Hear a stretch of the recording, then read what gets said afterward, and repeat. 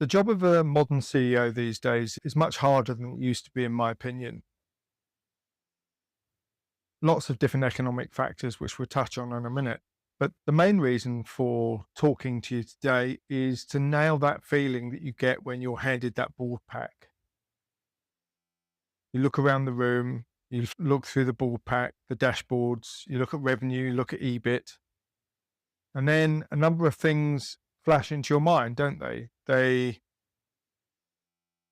You're thinking, I wonder if anyone's going to ask me a question on a set of numbers that you weren't part of putting together. A set of numbers that were massaged, curated, pulled together, has your name on it. It's an uncomfortable feeling as you sit there thinking, I don't really know these numbers. And maybe you've convinced yourself you do, but you don't. But the good news is nobody else in the room and around that board table know the numbers either. What they will know is their small piece of it, their piece of their world, because that's what they're interested in defending. But you own the big picture number.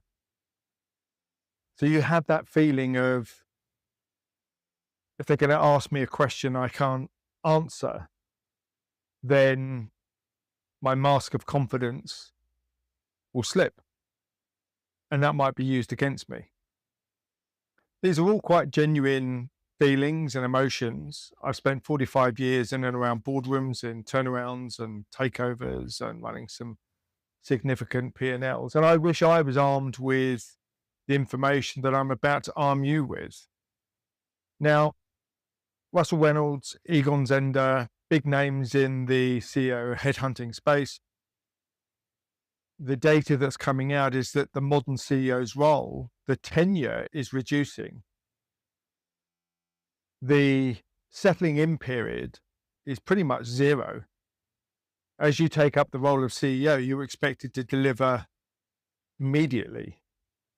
And given the fast-moving nature of geopolitics, economic headwind, if you like, especially if you're in the UK and Europe, the extensive costs of doing business, the bureaucratic red tape, but also the other aspects of the impact of AI, the geopolitics of data, and. The role of CEO is arguably tougher, but you also have less time.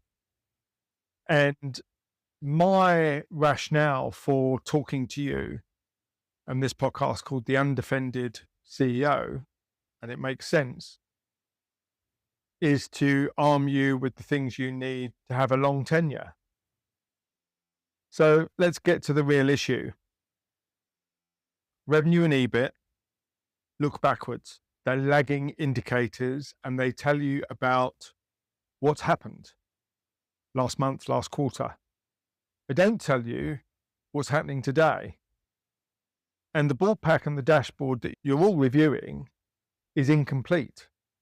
It's a snapshot of a business that no longer exists.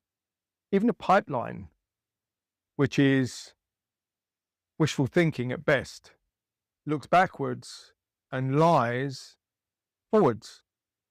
And if you've used the CRM to put it together, it's more activity-based than fact and reality. Nevertheless, these numbers have your name on it. And two factors clearly here playing is, the first is, what are the numbers that matter? And it's not revenue and EBIT. So here's the thing. 80-90% of businesses are slowly dying. And a lot of people say, what are you talking about, Nick? Well, here's the thing. The machine that converts customer opportunity into cash in the bank slows, or in some cases stops completely. It has a name. It also has a feeling. As CEO, the business feels sluggish, heavy, slow to respond. And therefore, it doesn't feel right. You have that nagging feeling when you're laying in bed thinking, there's just something not right. And it's called a slow bleed. The machine has slowed, as in one of my favorite movies, Margin Call, when the young analyst talks to Jeremy Irons, the CEO, that the music has slowed, which is the hint that the collapse is coming. The other aspect of the feelings you're experiencing is that when the machine does slow, those instincts you're feeling are not wrong, they're absolutely right. And the slow bleed manifests first in sales. And when you look across the business and you look at all of the different transformation projects that are going on, digital transformation, AI transformation, in my opinion, will not deliver what you expect.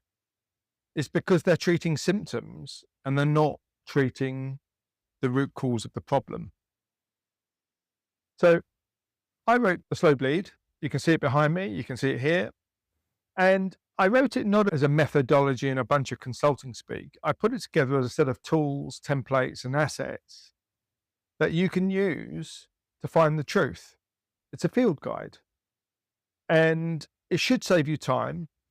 But most importantly, it will allow you to build a moat around your role as CEO where you can defend yourself with the truth. You're currently unarmed. This book will arm you.